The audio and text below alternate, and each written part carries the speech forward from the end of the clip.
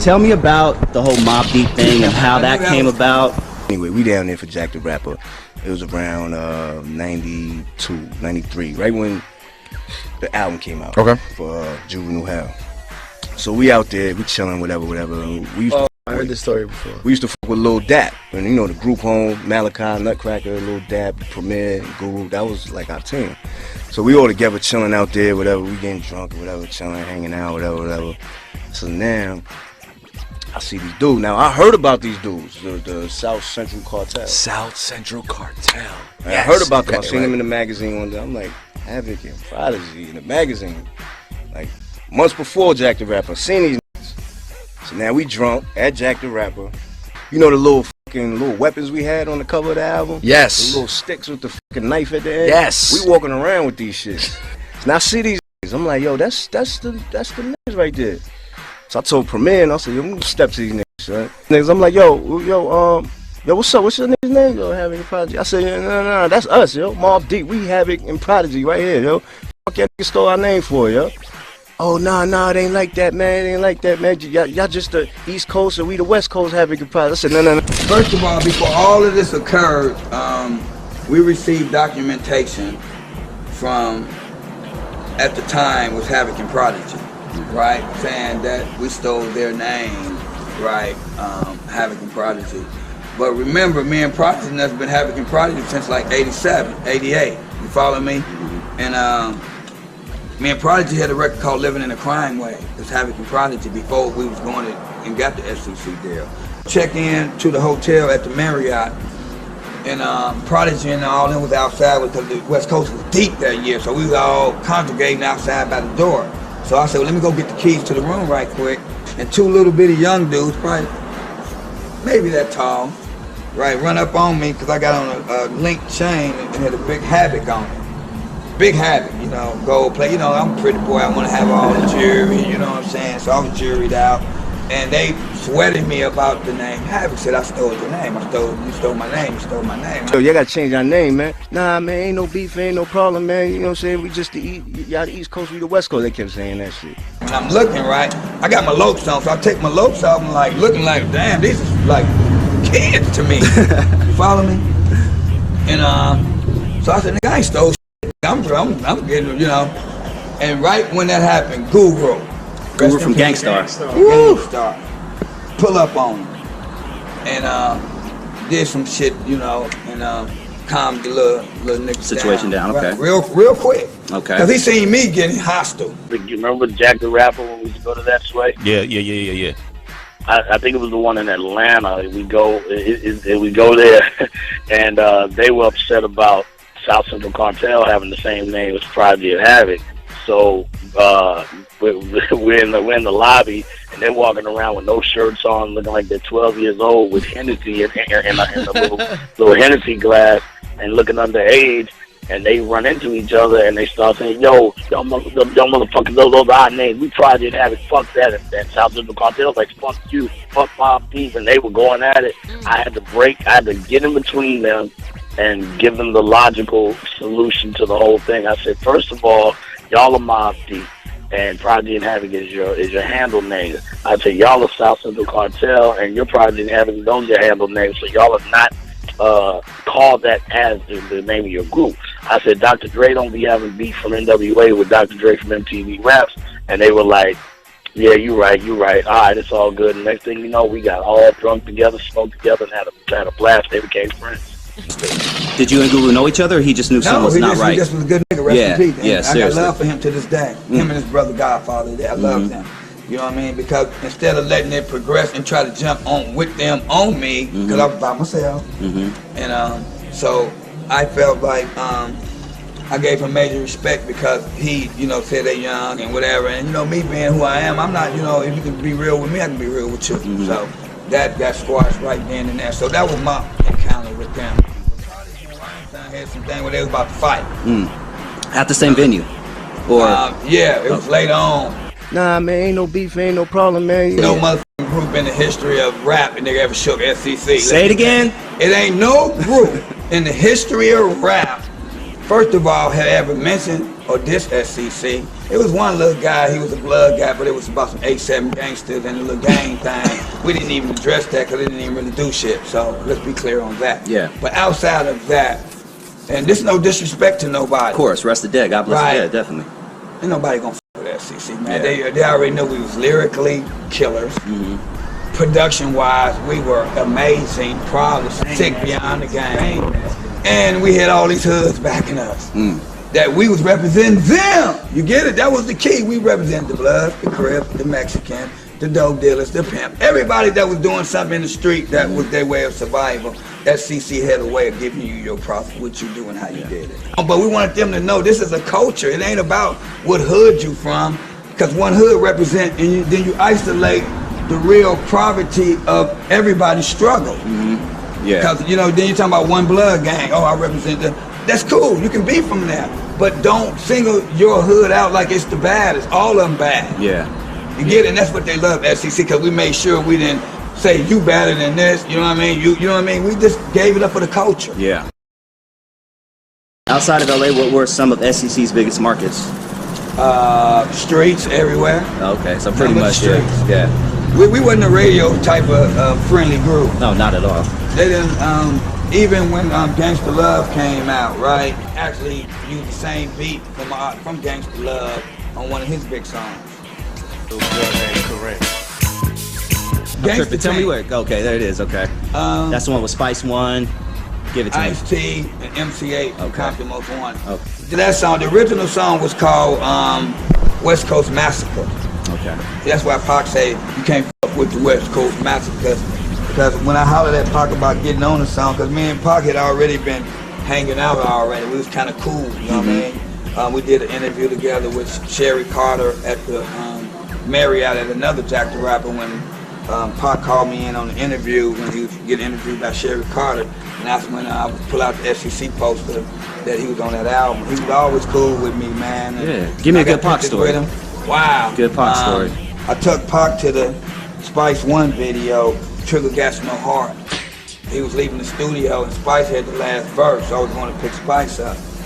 And I took him to the video and found out that he didn't know about it, and he was looking for the Hughes brothers, and that's when he wound up the jumping Hughes on brothers it. situation. So it was pretty much my fault for taking it. Wait, so you drove Pac to the Spice One where he had the whole Hughes We was brothers? at Larrabee Studio on Santa shit. Monica. Hey, that's there. Yeah, you got some exclusive shit right there. We was at Larrabee Studio on Santa Monica.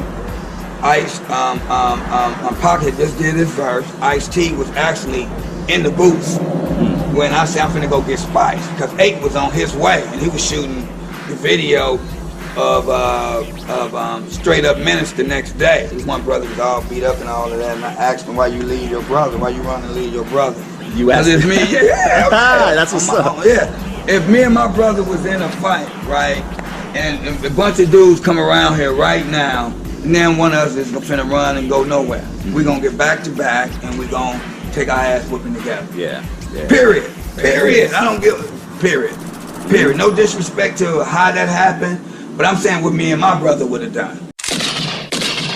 Looting is going on, a disaster area, obviously. The jury found that they were all not guilty. Make it rough. It's past 7 years. Yeah. You good. But I don't know if I should say this. Go ahead. We all did it. The Guns on the Gas We Trust album, you know, our Yeah, album with of all the course. guns, part of the riot. Oh, damn. Hey, you can't incriminate yourself. Like you said, it's been way more than 7 years. More importantly, what do you remember? Because you guys were, and I'm asking you. Watching tanks roll through the street. Yeah. Actually, we was at the boys' house in Carson. The boys. Oh, the group, Yeah. the boys. Okay. And Prodigy was. I was trying to hook Prod up to get some beats for them. For Okay. their new record. It was like their record after they kind of kicked it back for a while. And we was at the. And when they were showing it on TV, we was at the boys' house. The TV was showing the original Denny stuff. What do you remember about the peace treaty?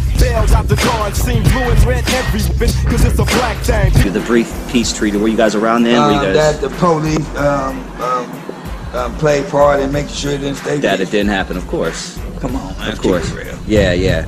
Just like that Banging on Wax project. They Oh yeah, they didn't was on want the that same shit. label we was on. Oh, That's, what? Dangerous, right? Yeah, yeah, Okay. yeah. I used to kick it with him at Quality all the time. Okay, okay, yeah, When we just signed with them. just did an Yeah, interview with much Sin love Loc. to all of them. You know, a lot of them ain't alive. Yeah, man, yeah. I just did an interview with Sin Loc about Yes, my boy. a couple I months love ago. him. Yeah. He in the Go Hard docu-film. Oh, okay, no shit. Yeah, I small got world. everybody in that. Small world. Got over 100 interviews. A little bit. What do you remember about? And I hate using this media invented phrase, but what do you remember about the East Coast West Coast feud that basically led to the untimely deaths of Biggie and Pac? Wow. Because you guys were That was there in the thick that of it. was just wow. You know, man, Pac was cool. So, and the fact that I was on Def Jam and I used to go out to New York a lot because I was trying to, you know, get SEC business into the system. And I used to hang out with New York niggas that gave me love, you feel me? Like my nigga Benny Rat, rest in peace, right? Benny Rat used to take me to the hood, man, take me to all of the restaurants, go down in the basement. That's when I first started learning about blunts and shit. Benny Rat. We smoked joints in LA, right? Right, at that time. Yeah. Benny Rat used to, was Russell's little homie that he was, you know, Russell had little people here pay to come do stuff, you know, giving back to some of the niggas in the street that he knew, you know what I mean? And Benny Rat was one of them, and Benny Rat took me under his wing. So every time I go to New York and I'd be out there for like a month, right, in a hotel, and Benny Rat would come on, get out the hotel, you know what I mean? Come out here. And I was kind of scared, like, you know, like, but I wasn't scared to where I wasn't gonna go, but I don't know how they're gonna perceive a nigga that's West Coast and I dress West Coast, you feel me? Yeah. But they gave me love because of Benny Rat. That's what's up. So That's much what's up. love to Benny Rat, man, and you know, I enjoyed my time in New York. Like Russell laid it out for me, man. He was he took me everywhere, man. You know, every event I was in, met Fab Five Freddy out there fucking with Russell at the China Club. You know, went out there, fuck with Q-Tip. Me and Bushwick was in the limo, went over to Q-Tip house, he was sick out there, you know, fucking with I was on, you know, just all of the Def Jam. Nikki D, she was the reception at the time. Me and her got cool. You know what I mean? All of the Def Jam staff, from Leor Coins to Wes Johnson to, you know, all of the A&R people that was at Def Jam. I actually developed some great relationships with a lot of the staff members who wasn't and didn't know how to go about how to promote our music.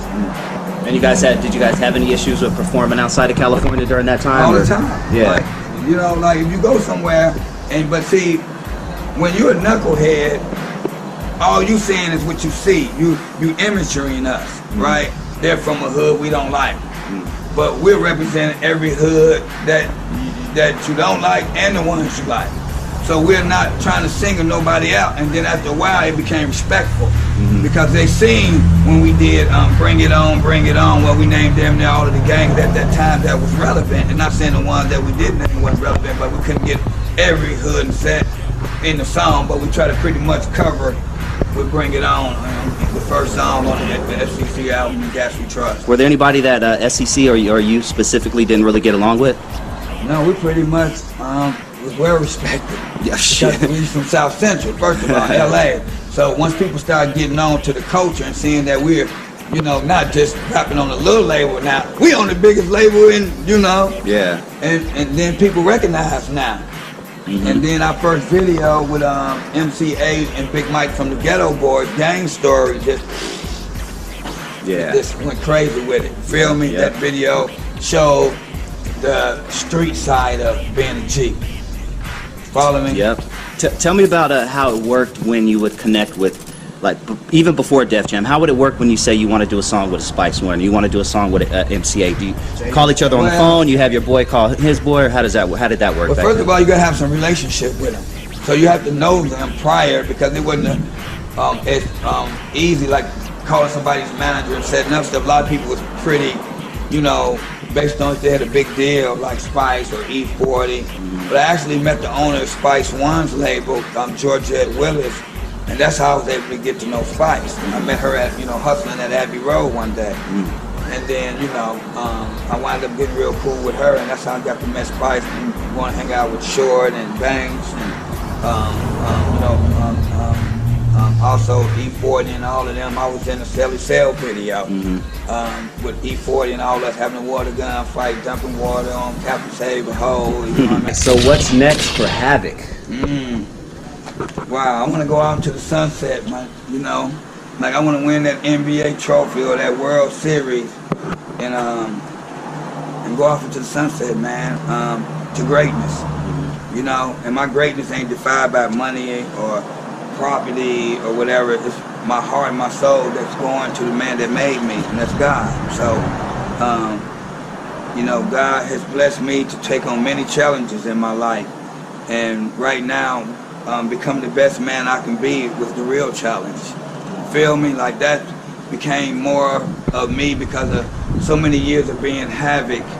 It took away from remembering who Carrie was, you know, and what my purpose is when I had my daughter and now my grandson and, you know, my mom's and, you know, how many years she have left and, you know, going through the, you know, old stuff you deal with your parents. You know, we all gonna die, and these issues became very important to me when I was incarcerated for 3.5 years, and that's when God broke me down and humbled me to who the human being that I have become today. You follow me? And He told me, you know, in my struggle, you know what I'm saying? God said to me that I may have took everything from you. I heard you cry in them bunks in jail, you know what I'm saying? Why me, Lord? You feel me? And I cried all night one night, right? After getting sentenced for some bullshit, right? And I didn't understand why, you feel me? All I'm feeling is my pain and who I was as Havoc and embarrassing my family and my daughter and my parents and my father and my brothers and everybody who looked up to me and knew that I was, you know, somebody to them. But I allowed my bad decisions and my lack of faith and my journey with God really had for me, and God loves me so much. He took the time out to make me remember and understand, and no matter how low I got, He told me, man, I made it take away, but I give it way back better. You feel me? And I chose to take God's truth in my journey, and knowing that I got something to walk off into the sunset to be who I am and make people understand that I'm important too. You know, no disrespect, because in my whole interview, I ain't gonna never take nothing from no props or nothing from no man that I can't go get for myself. And so now I'm doing this for myself. You follow me? And Tiffany Lewis, you know, has so much respect for me. That's your singer, right? Yeah, you know, like, you know, no, she's a singer. No, yeah, she's a singer. Yeah, there you go. You feel me? She's a singer. Yeah. That I believe in. That I got, that God said that, you know, I want you to take her and make her struggles of who she want to be and her message that her music brings, and see it through one more time. You feel me? So I can go off into the sunset like the man God know I am and the man I want to be, so my daughter and my grandson and my brothers and them can get back the faith that they gave me and know that I am and love me for, you know, being a brother and making mistakes and being man enough to get up and fix it. Yeah. Amen. Well, I want to tell you, Havoc, thank you for putting in the sacrifice. Game changer, man. That's all I can tell you, them, homie. Man. But let me thank you really quick for the Thank sacrifice that you put into hip-hop. You know what I'm saying? Because people don't see this behind-the-scenes stuff, and they don't understand how it affects families and things like that. So I just want to thank you from the bottom of my heart, because you gave me hours of entertainment, you know what I'm saying? And I just appreciate everything, you know what I'm saying? But Game Changers, what's up? Man, Game Changer, man. Everybody know already, you feel me? Talking don't do nothing, man, but make people put it in the spirit that they don't want to see you make it. So it's just Game Changer, man. Just follow the Game Changer, man. You're going to see it. God going to do the work that He allowed me to put in. And what's the Go Hard documentary? What's up with that? It's well, that's important. Yeah. The West Coast, man, paid a lot of contributions to the development of hip hop, own style, accolades, you know, from Eazy-E's to the, you know, the Death Rows and all of these companies and artists that have struggled and loved to give to this hip hop that no one never took, and did a whole movie about the whole culture of it. So Go Hard will be the first film right, that's going to address the whole growth and what the West Coast gave from their heart and their part of the contribution that don't really get the real props that it's starting to get, and hopefully we're going to finish and get it all. I love that. I love that. Thank you so much, Havoc. It's been a pleasure. Thank you. Thank you. Thank you for tuning in to Dusty Vision TV. Please hit that like button if you have not already. And if this is your first time joining the channel and you like what you hear, please hit that subscribe button. And if you enjoyed this video, you just might appreciate this bonus clip I'm about to play for you right now.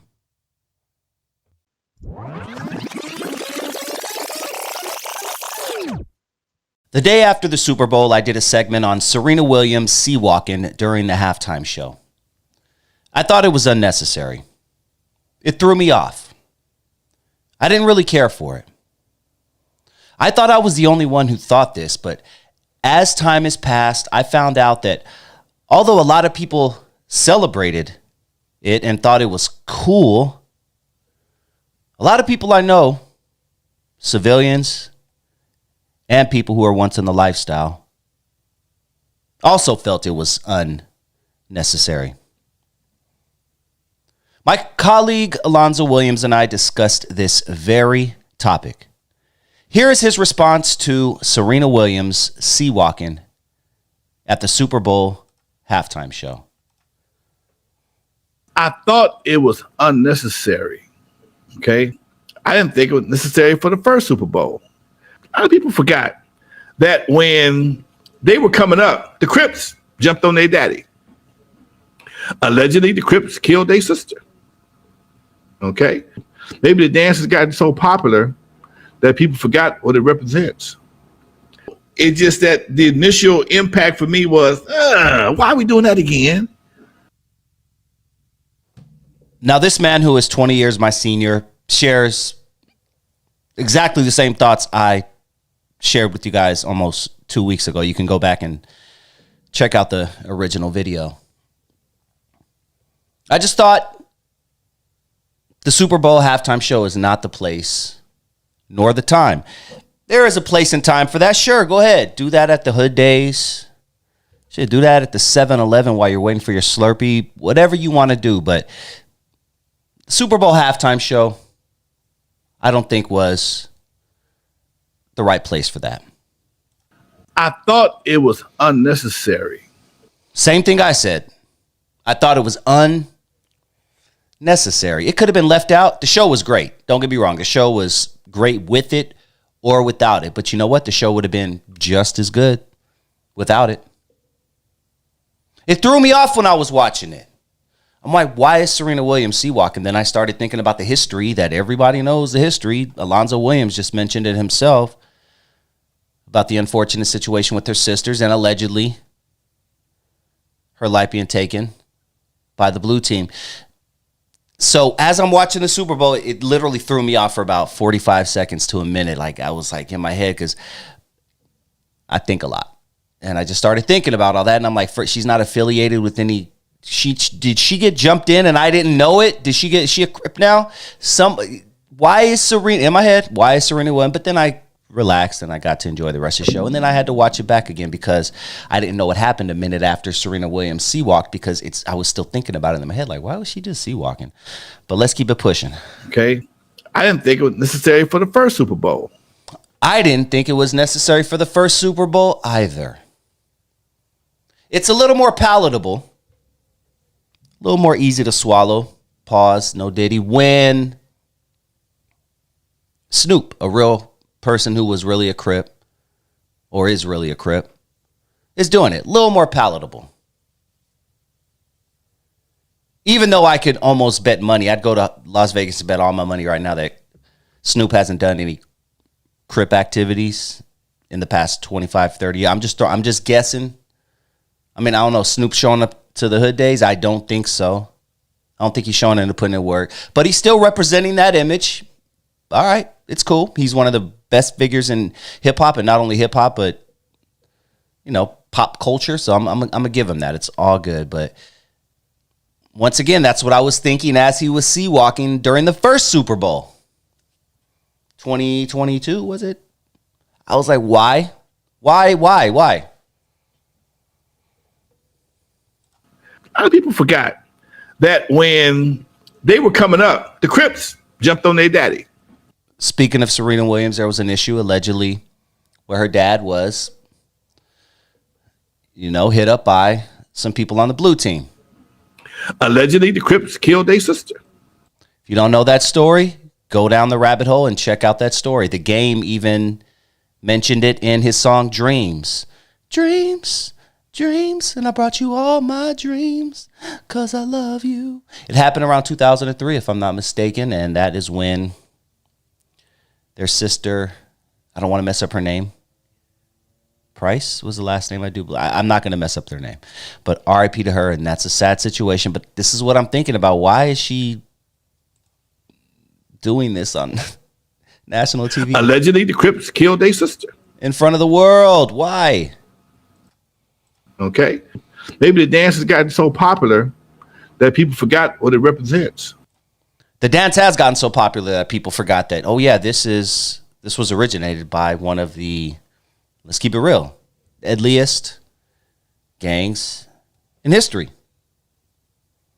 They are one of the biggest, baddest to ever do it. And I'm saying that out of respect and out of facts. People seem to forget where this dance came from, but now it's so popular. Let's just let everybody do it. And I remember this seed being planted back in the day when I was watching an 11-year-old Bow Wow just sea-walking, skip on the Arsenio Hall show or something, or one of his videos. I'm like, why is Bow Wow doing the sea-walk? He's 11 years old. Did Bow Wow get put on and I didn't know Bow Wow got put on? And no, that wasn't the case. At least at 11. I don't know what he did later in his life. But I know, I can almost guarantee that at 11 years old, Bow Wow wasn't no Crip. It's just that the initial impact for me was, why are we doing that again? That was my initial impact as well. And keep it up, black folk. And they're going to be having the Amish twins performing next Super Bowl. They ain't going to be having no more black folks up there. They'll be like, they want a sea walk? All right. Okay. But then again, if you're thinking like a white executive who doesn't really care about the future of black folk, you'll let this thing go on, because all Serena did was recruit a bunch of more Crips. Anybody who thought, you know what? Should I join this? Should I join the Crips? Should I join them? And then they're watching the Super Bowl and they see Serena Williams and they're like, yep, it's the right decision. She probably just recruited a bunch of Crips. Real talk. So, interesting. I don't know if Lil Wayne was up there, would he have had a lot of people up there blood walking? Huh? We got to stop promoting this lifestyle, man. Look, I have respect for anybody who did what they did. A lot of them did what they had to do. But I don't think this should be something celebrated on a halftime show in front of billions and billions of people. What do you guys think? Comment down below. Am I tripping? Am I looking at things a little too deep? I've been accused of that, so I'm just asking you a question. Am I looking at things a little too deep? Should I just let it go, Dusty? Just let it go. Stop tripping, dog. I don't know. Let me know. And please, if you haven't already, hit that like button. And if this is your first time joining the channel, you like what you hear, please hit that subscribe button. Something else I would love to discuss with you all out there. Did you guys hear about this Compton shooting? This dude busted at the CHP in Compton, who I believe was trying to handle a street takeover that had taken over the streets. If you don't know about the street takeover, it is taken over Los Angeles County, man. There are street takeovers everywhere. I've almost gotten caught up in street takeovers my damn self. And it's just not a cool thing. They're holding up traffic. People have to go to work. They are preventing ambulances from getting where they need to go. They are preventing law enforcement from fighting crime, getting to the crime scene, all because they want to get in a circle and be dingbats and go in circles and skirt and record it. And every once in a while, a ding-a-ling will get hit by a car. And that's when I say, oh, there is a God. There is a God. Because these guys are idiots. Stupid idiots. My opinion. But they took it a step further, and one of them he went viral. He decided to bust on a CHP officer in Compton. Let's discuss it. That kind of shit is going to make them step up the street patrol so heavy. You're going to think the military came up in this joint. You watch. When you start shooting at police, Highway Patrol, of all the branches of the law enforcement, Highway Patrol is probably the coolest of all. That's facts. They're just out there to give you tickets, and for the most part, they let you go. Look, ding dong, get your fucking tail light fit or whatever. They pull over to help you. They're the ones pulling people out of burning cars. Like, CHP is, for the most part, cool, right? They're not out there whooping his asses. They're not beating dudes up. They're fucking riding on their motorcycles, doing this when you let them pass, and then that's it. I used to love watching Chips. Did anyone watch Chips? Random. I know this is random. Did you watch Chips when you were a kid? No, see, you motherfuckers are too young for Chips. You don't even know. You think Pringles? Yeah, I love Pringles. Nah, those Chips, homie. It was a TV show about the California Highway Patrol, and there was Punch, and I forgot the other guy's name. They go around fighting crimes and stuff. It's a cool show. Anyway, random off topic. Sorry, I do have ADD. Let's continue with this shooting in Compton, where a guy is going viral right now for busting at a cop. Okay, they only gonna take you to jail if you got a stolen car or you drunk driving. They're gonna give you a ticket. They're gonna talk to you like you got some sense. But for the most part, they don't do all the things that the sheriff does. They don't do what the LAPD does. They're pretty cool. They're pretty much gonna give you a ticket, and that's what their job is to do, is give you monitor the streets. But when you shoot at Highway Patrol is like the first cousin to the police. They're not the same, but they're very tight. Okay, same thing with the sheriff. Highway Patrol, when something happens in regards to a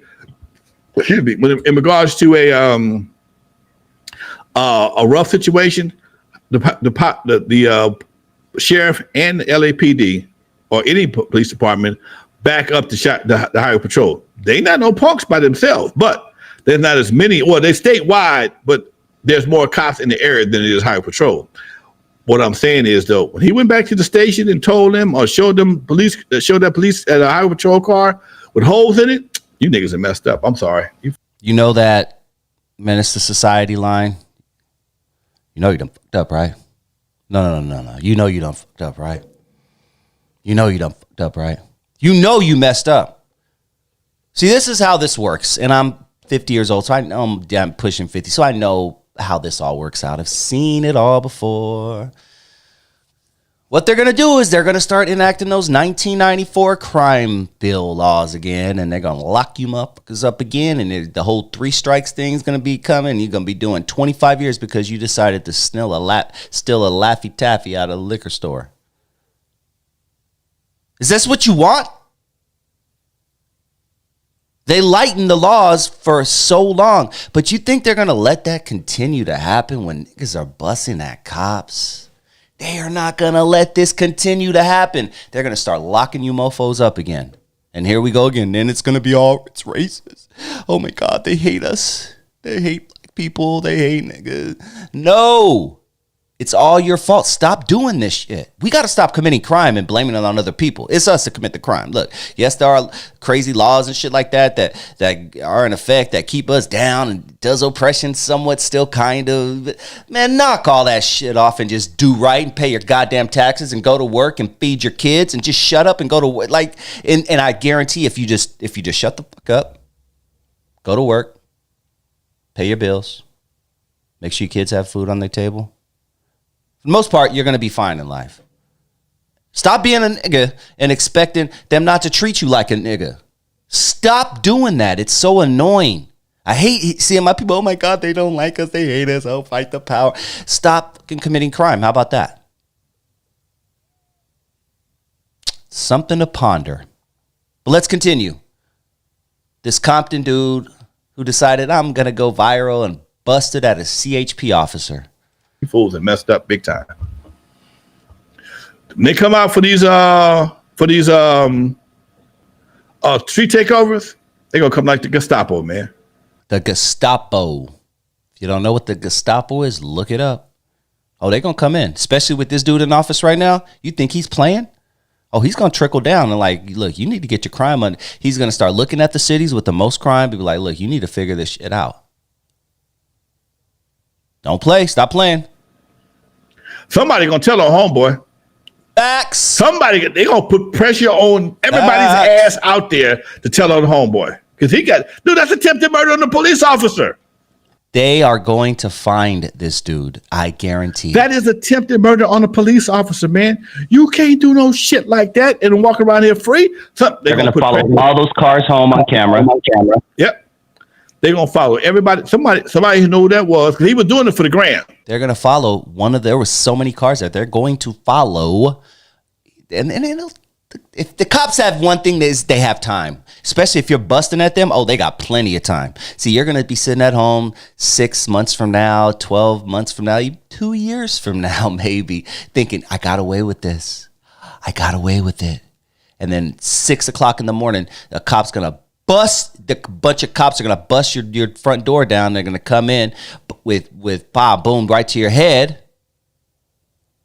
What's this for? Oh, well, we have reason to believe that you are one of those dummies that were around, or you're the dummy that shot at the cop. Oh, it's gonna be hard for you. They'll catch this dude. They'll catch him. I mean, six probably already caught now. Can't have that many people and one person not say anything. I'm sorry. It ain't happening. It's not happening. Most people are snitches. Ask anybody in prison right now. You could tell by the way he was doing it. He was doing it for attention. Okay, let's see what happens now. You ever seen the police pull up in that riot in riot mode? Let's see what happens now. Oh, it's going to be rough for this kid.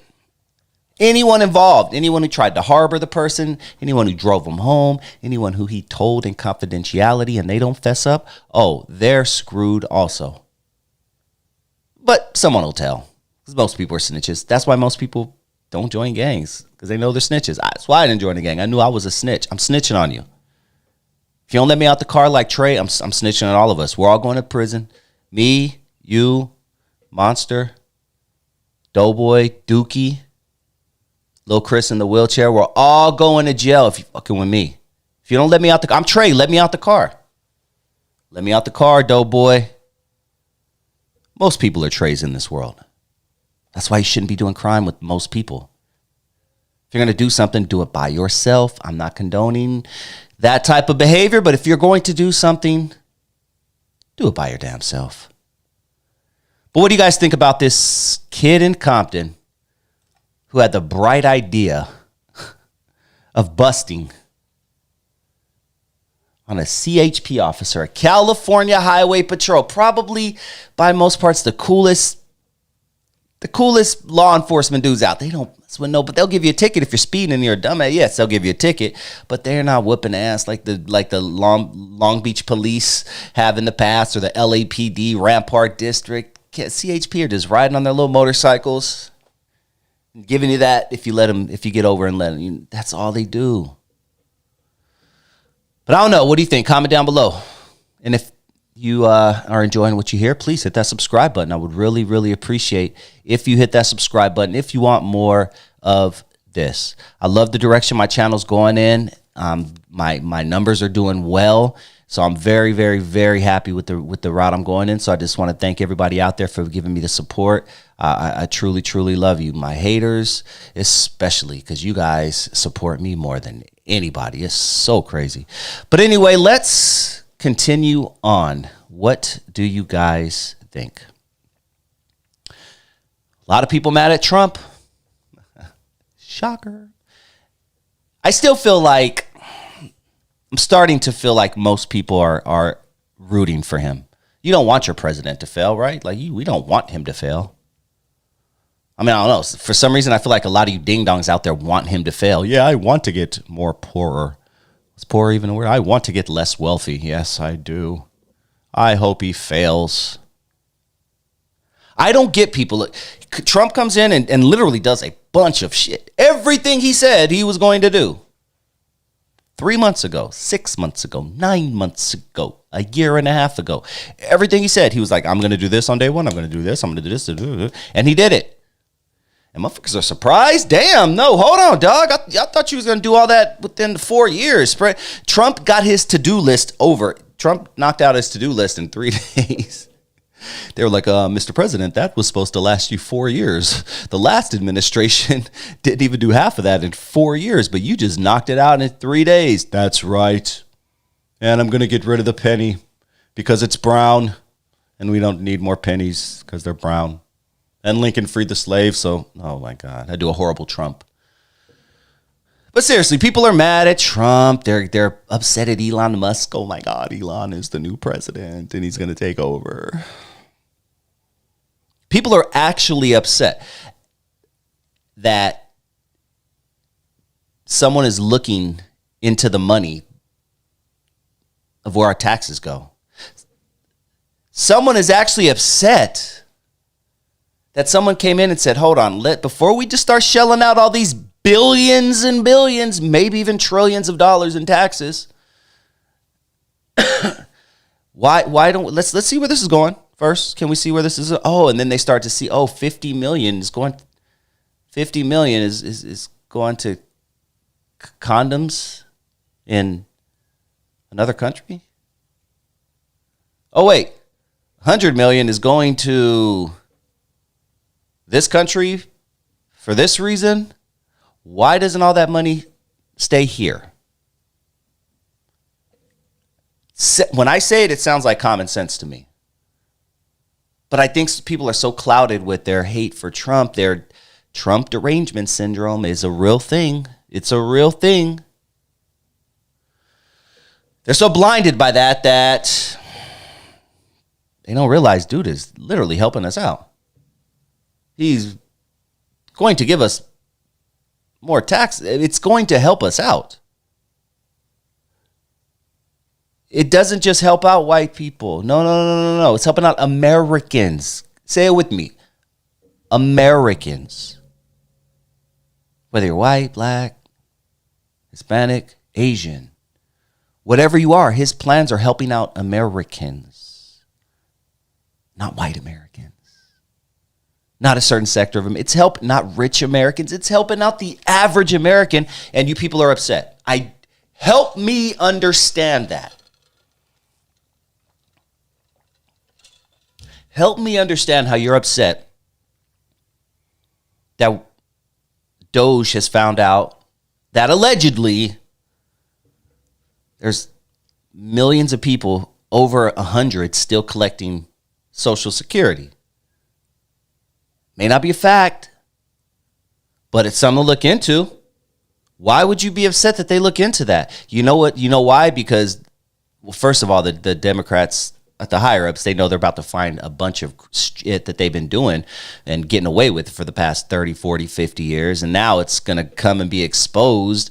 So that's why they do it. But I'm trying to figure out why the average American, the average Joe who is upset with this, that walks around and gets up at 7 a.m. to go to their crappy job and come back and sit in traffic for 2 hours. Like, why are you upset at this? I understand why the higher ups Democrats are upset at this, because it's about to expose all those mofos. Oh, they're about to get so exposed, and that's why they're scared, and I'm just going to be sitting there just waiting. I can't wait. This is so good. But why is the average Joe who makes, I don't know, $46,000 a year, small town guy, maybe has an apartment, a kid, a fiance, goes to his crappy job or he hates it, gets yelled at by his boss, sits in traffic an hour there, an hour and a half back home. Why is he upset? Because that's you. You're listening to me right now, and that's you. You're upset. Why? Help me understand. Why you're upset that someone's at least looking into shit. Looking into shit. I mean, if someone came and stole something from you, and then someone came along and said, hey, I think the people who stole that from you are right over there. Do you want me to go look into it? I don't think you'd be like, no, don't look into it. At least look into it. But you guys just dislike Trump so much. The Trump derangement syndrome is a real thing that you're letting your common sense disappear. And that's what I'm seeing a lot on that side. It's a lot of the anti-Trump people their common sense, it's not there. I understand why he would cut things like the Department of Education. I get it. 70-80% of our kids can't even pass simple math and reading, and it's failing. It's a failing system. Let's at least look into it. If something has been failing for 50 years, are you going to continue to let it fail for 51, 52, 60, 75? The only people they're letting down are our children. Our children are the only ones being let down right now. Have you ever been to a school in Los Angeles, Philadelphia, Oakland, Watts?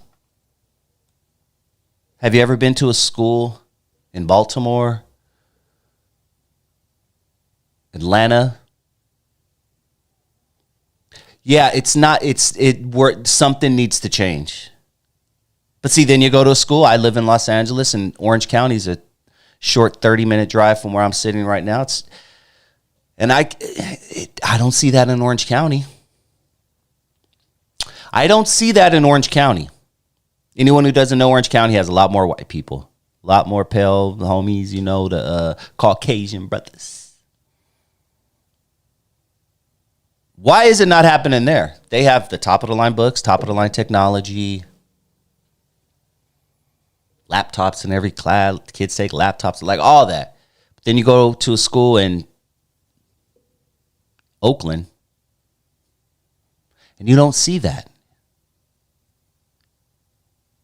You're upset with things Trump is doing, but sit back, just think about it for a little while.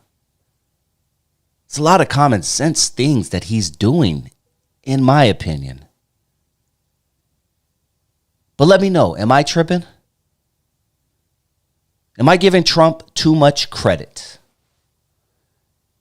Because I think he's already done more in the first month than Biden has done in 4 years. This guy's on TV every single day, updating you on what's going on.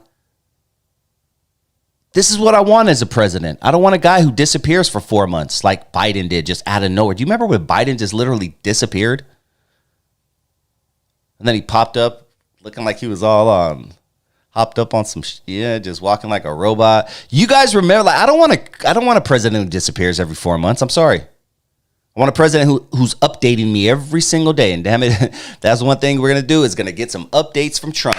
And I'm going to talk about it for the next 4 years. I have content for the next 4 years. If Kamala would have won, it would have been a boring 4 years of content. I'm sorry. But Trump, man, he's going to give us some shit to talk about. But let me know. What do you guys think? Comment down below. Are you for Trump? Are you not for Trump? Please hit that like button if you haven't already. And if this is your first time joining the channel and you like what you hear, please hit that subscribe button.